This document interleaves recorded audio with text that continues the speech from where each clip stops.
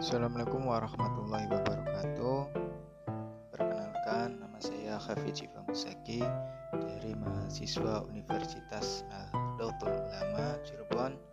Dan saya akan menjelaskan tentang problem permasalahan kode etik konselor. Tentunya kita sebagai konselor mempunyai permasalahan termasuk dalam kode etik. Nah, apa sih itu kode etik konselor? Kode etik adalah peraturan, pedoman, atau nilai yang mengarahkan perbuatan atau tindakan bagi seorang konselor. Nah, jadi di sini saya akan membahas peraturan-peraturan atau pedoman yang harus kita patuhi dalam menjalankan bimbingan konseling. Nah, yang pertama yaitu bentuk pelanggaran. Nah, bentuk pelanggaran secara umum, kode etik dapat dikelompokkan menjadi 3, yaitu bentuk pelanggaran terhadap konseling, yang kedua bentuk pelanggaran terhadap organisasi profesi, yang ketiga bentuk pelanggaran terhadap rekan sejawat dan profesi. Nah, bentuk pelanggaran terhadap konseling misalnya pertama yaitu menyebarkan, membuka rahasia konseli kepada orang yang tidak terkait dengan kepentingan konseli. Dan yang kedua, melakukan perbuatan amoral seperti pelecehan seksual, mengkonsumsi barang haram, minuman keras. Dan yang ketiga itu melakukan tindak kekerasan fisik dan psikologis terhadap konseli. Untuk selanjutnya, kesalahan dalam melakukan praktek profesional. Nah, itu pelanggaran terhadap konseli. Dan yang kedua, bentuk pelanggaran terhadap organisasi profesi, misalnya tidak mengikuti kebijakan atau peraturan yang telah ditetapkan oleh organisasi profesi. Dan yang kedua, mencemarkan nama baik profesi atau menggunakan organisasi profesi untuk kepentingan pribadi atau kelompoknya sendiri. Nah, untuk bentuk pelanggaran terhadap rekan sejawat dan profesi lain yang terkait, yang pertama yaitu melakukan tindakan yang menimbulkan konflik seperti penghinaan, menolak untuk bekerja sama, atau sikap arogan. Dan yang kedua yaitu melakukan referral kepada pihak yang tidak memiliki keahlian sesuai dengan masalah konseling atau sebaliknya. Tidak melakukan referral meskipun kasus klien di luar kewenangannya.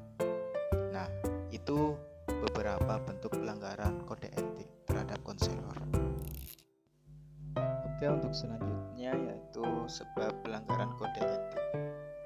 Ada beberapa sebab yang terjadi pelanggaran kode etik, antara lain tidak adanya sarana dan mekanisme bagi masyarakat untuk menyampaikan keluhannya, adanya pelanggaran sehingga kontrol dan pengawasan diri masyarakat tidak berjalan.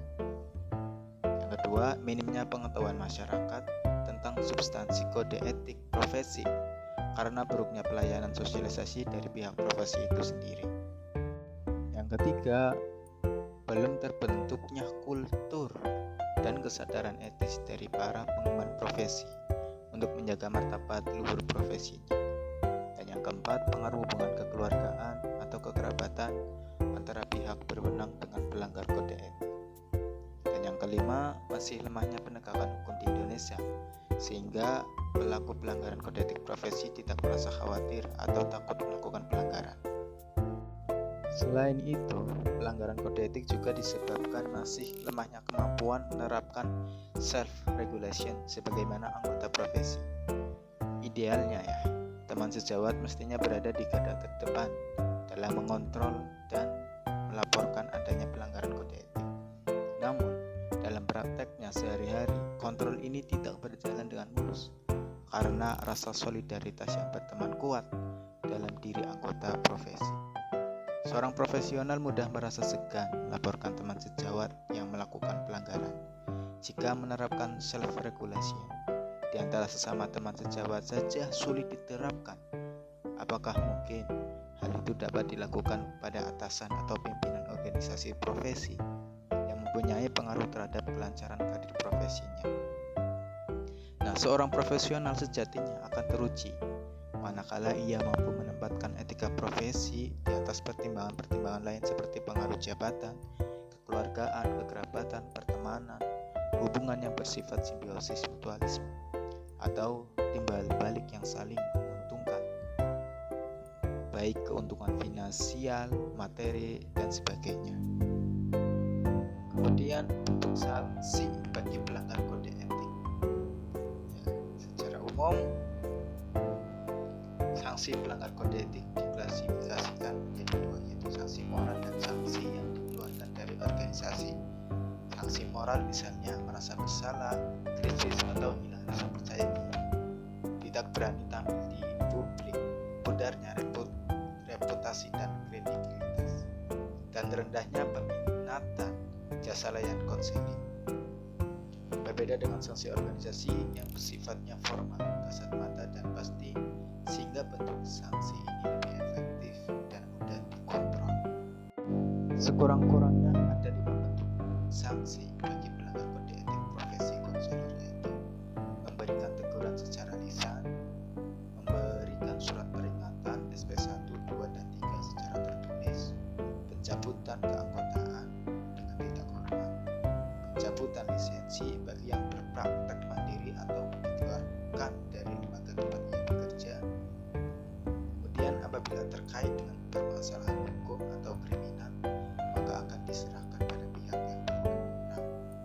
Nah, itu adalah bentuk sanksi yang harus dipatuhi bagi pelanggar kode etik.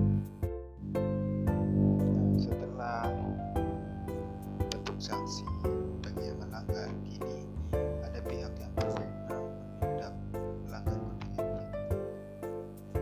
Kasus pelanggaran kode etik akan dinilai dan ditindak oleh Dewan Pertimbangan Kode Etik. Dewan Pertimbangan Kode Etik profesi konselor berkedudukan pada organisasi tingkat nasional dan tingkat provinsi. Susunan Dewan Pertimbangan Kode Etik baik tingkat pengurus besar maupun tingkat pengurus daerah sebanyak-banyaknya terdiri dari 1 orang tua, 1 orang sekretaris, dan 3 orang anggota. Nah, Dewan Pertimbangan Kode Etik mempunyai 3 fungsi pokok. Pertama, menegakkan penghayatan dan pengamalan kode etik pimpinan dan konseling.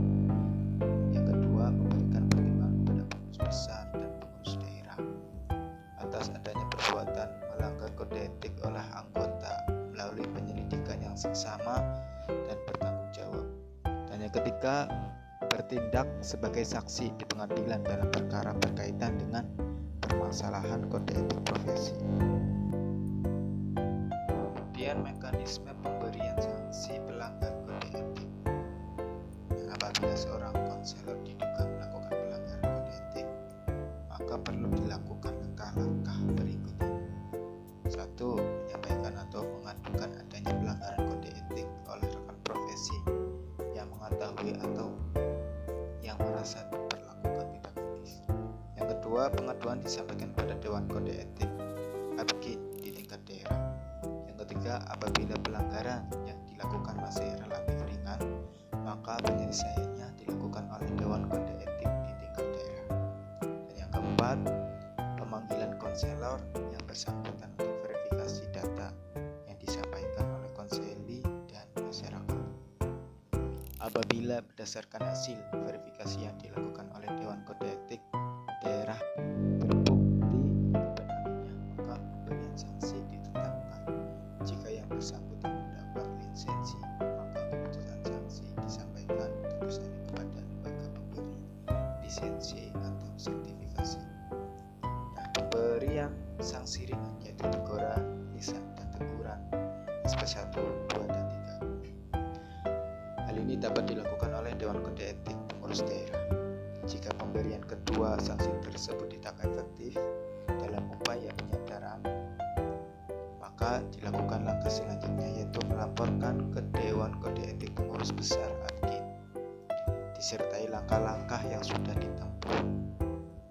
Nah, baru langkah ketiga dan 4 yang ditempuh. Jika ada pelanggaran pidana atau perdata, dapat dikaitkan dengan status kepegawaian yang bersangkutan. Jika ia sebagai pegawai, maka akan dikeluarkan.